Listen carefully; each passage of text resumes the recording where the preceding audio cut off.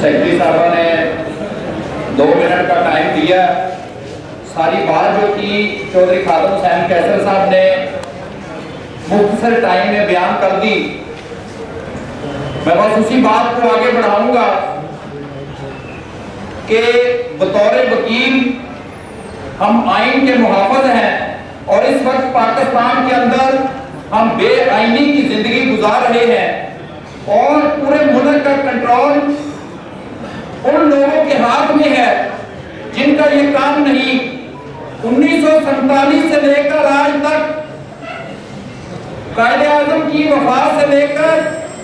हुसैन शहीद सोहरवर्दी की वफात तक,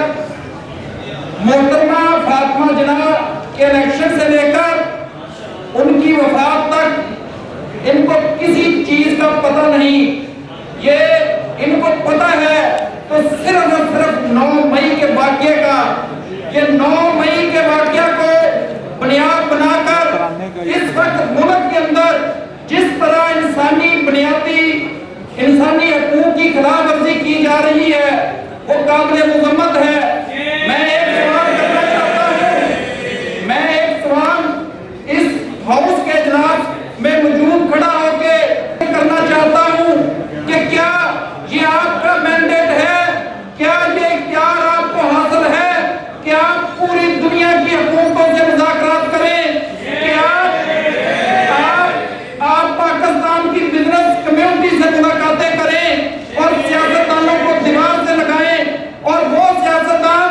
बिल्कुल पाक साफ और शफाफ हैं जो आपकी किंग पार्टी में शामिल होंगे, जो नहीं शामिल होंगे, जो इनकार करेंगे उनको आप पाबंदे सलासन भी करेंगे, उनके हकूक जो हैं वो भी जब्त होंगे। मैं आपसे सवाल करना चाहता हूँ कि आपका पाकिस्तान के अंदर कोई ऐसा इदारा है, वाटा का चेयरमैन रिटायर्ड जनरल अब एक ज़राअत का महकमा बचा था, आप इस मुल्क के अंदर अब जिम्मेदारा भी करेंगे। बच्चों के फिगर आप बनाते थे, सीमेंट आप बनाते हो, पेट्रोल पंप आपके नाम पे है, कोई एक ऐसा बिजनेस नहीं है जो आप नहीं करते। और मेरी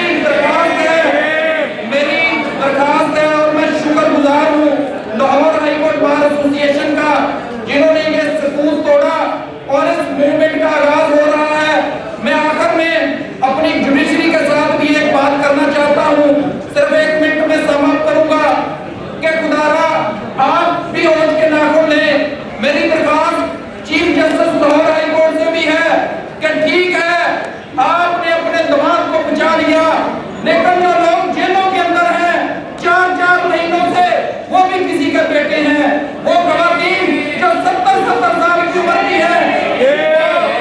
अब एक लाहौर हाई कोर्ट ने फैसला कर दिया कि नए सिरे से आप रिमांड मुक्त किए हैं। मेरी दरखास्त है कि आप भी अपने कान खोलें, अपनी आंखें खोलें, वरना तारीख जो है वो हमेशा हक परस्तों को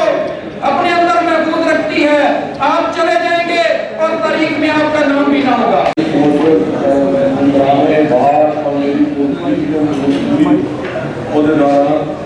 बहनों और भाइयों, आज जो करारदाद पेश है उसकी हमायत में मैं चंद कलमात आपको कहना चाहता हूँ। हम सब जानते हैं कि 1947 में जब पाकिस्तान को कुर्बानियाँ देने के बाद हासिल किया, उसको रेगुलेट करने के लिए कॉन्स्टिट्यूशन बना, वो कॉन्स्टिट्यूशन दर्जा पर दर्जा बना और 1973 का आइन जो है वो हमारे लिए काबिल काम किया और उसके मुताबिक हर पावर को, हर स्टेट को, हर स्टेट के आदमी को अमल करना है। और आप जानते हैं कि 30 करोड़ को स्टेट को दिए हैं, एग्जेक्टिव है, लेजिस्लेचर है,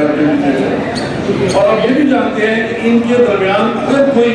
मिसअंडरस्टैंडिंग है, इंटरप्रिटेशन है, वो कर रही है अदलिया विभाग और अदलिया के सिस्टम्स कौन कर रहे हैं? आप और हम।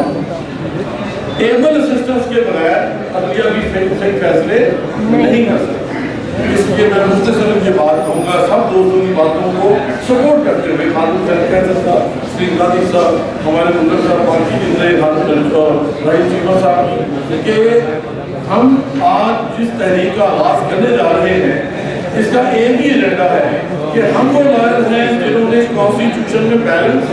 और अदलिया के जो मुनासिब हैं कि उन्होंने बाकी पीरियड ऑफ इक्वलेंस पैदा करनी है, उनको उनकी जिम्मेदारियों से एहसास पैदा करने के लिए, और जो रियासती इदारे हमारे फंडामेंटल राइट्स के वायलेशन कर रहे हैं और जिनको 9 मई के वाक़यात का एक नमूना सबके सामने है कि छोटे छोटे बच्चे, हमारी बहनें और बुजुर्ग लोग, उनको 6-6 महीने आपने ऐसे फ्रेंड्स के अंदर रखा हुआ है जिसकी कोई तस्दीर नहीं मिलती, और जिस तरह का ऑर्डर हुआ है वो आज तक क्रिमिनल लॉ की जूरिस्प्रूडेंस में ऐसा ऑर्डर कभी हुआ ही नहीं। सब लोग इनका बैठे हुए हैं कि जब फेंसिंग का इजाद होता है तो उसका क्या तरीकेकार है, और हाई कोर्ट अगर कह गया वापस आ जाए तो इससे ज़्यादा मैं समझता हूँ कि पार्टीबाजी, धड़ेबाजी से बड़ी बात और कोई नहीं है। इसलिए मैं समझता हूँ कि हमारे जितने भी इदारे हैं, अगर वो कॉन्स्टिट्यूशन के 4 कॉर्नर्स में आएंगे तो वकील की सपोर्ट करेंगे।